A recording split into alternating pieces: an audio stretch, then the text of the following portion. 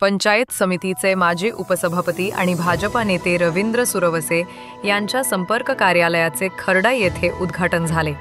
कार्यक्रमाच्या प्रस्तावनेत रवींद्र सुरवसे म्हणाले की हे संपर्क कार्यालय सर्वसामान्य लोकांच्या अडीअडचणी सोडवण्यासाठी आहे आणि जनतेशी संपर्क राखण्यासाठी उभारले आहे।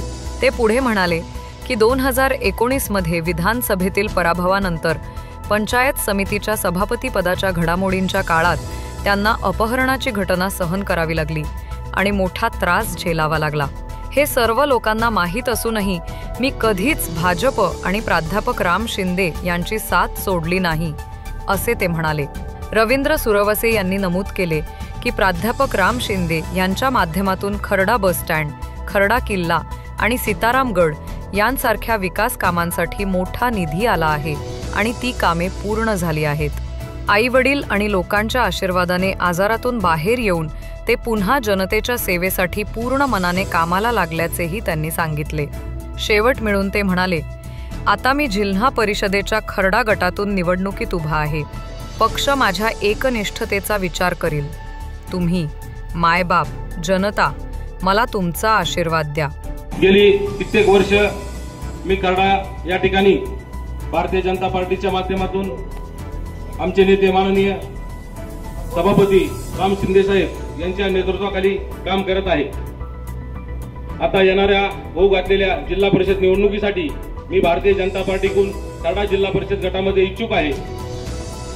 निवडणूक लढवायची असल्या कारणाने आणि या खर्ड्यामध्ये येणारा जो आसपासच्या गावातील जो गोरगरीब सर्वसामान्य लोक आहेत त्यांची अडचण या ठिकाणी होते।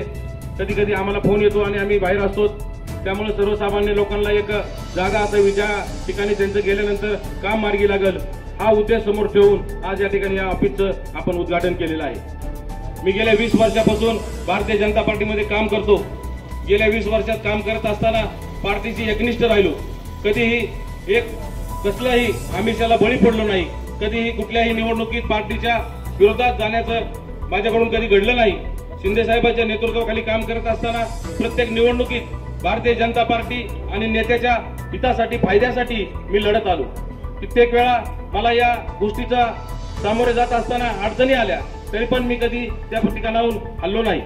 या ठिकाणी आवर्जून मी एक गोष्ट सांगतो की मागच्या ज्या वेळेस 2019ला आपल्या शिंदे साहेबांचा पराभव झाला आणि त्याच्यानंतर पंचायत समितीच्या सभापती पदाची निवडणूक होती, या निवडणुकीमध्ये मला खूप त्रास झाला।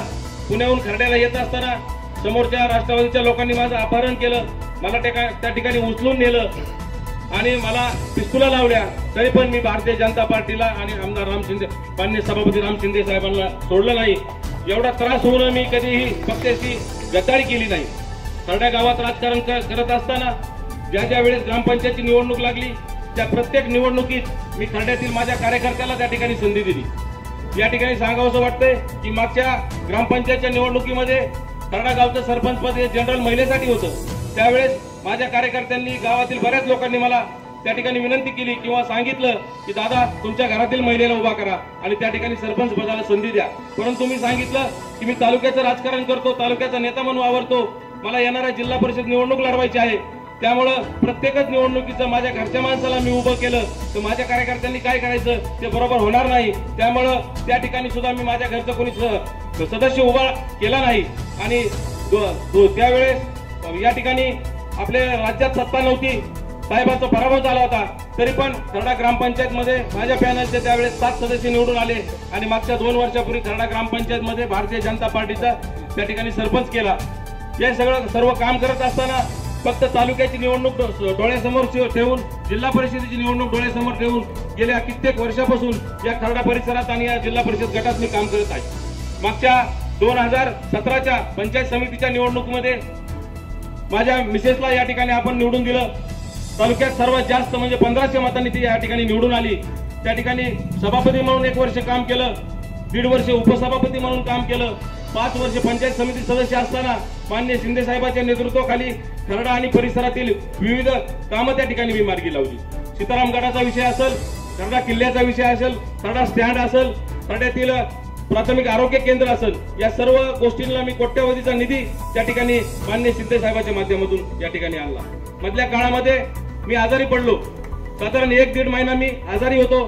त्यावेळेस माझ्याबद्दल विविध अशा चर्चा त्या ठिकाणी उठवल्या गेल्या। काही विरोधक असतील, काही माझे हितचिंतक असतील की ज्यांना वाटत होतं की आता रवी सुरवसे घराच्या बाहेर येणारच नाही। कुणी म्हणलं त्याचा पाय तोडावा लागेल, कुणी म्हणलं त्याला बाहेरच येता येणार नाही।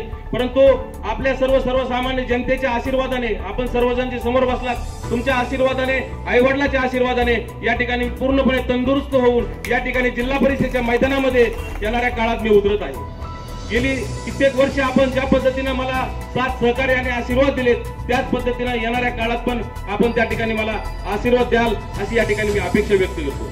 आज या ठिकाणी संपर्क कार्यालय चालू केले आमचे नेते माननीय सभापती राम शिंदे साहेब यांच्या आशीर्वादाने, आणि तुम्ही सर्वांनी येणाऱ्या निवडणुकीत जर मला पुन्हा एकदा मतदान रूपी आशीर्वाद दिला तर हे संपर्क कार्यालय भविष्यात 5 वर्ष चालू राहील अशी या कार्यक्रमानिमित्त आपल्याला या ठिकाणी ग्वाही देतो। आपण सर्वजण कार्यक्रमाला उपस्थित राहिलात त्याबद्दल मी आपल्या सर्वांचे या ठिकाणी आभार व्यक्त करतो आणि थांबतो। जय हिंद, जय महाराष्ट्र। प्रतिनिधी किरण रेडे सह कॅमेरामॅन राजेश भोगिल।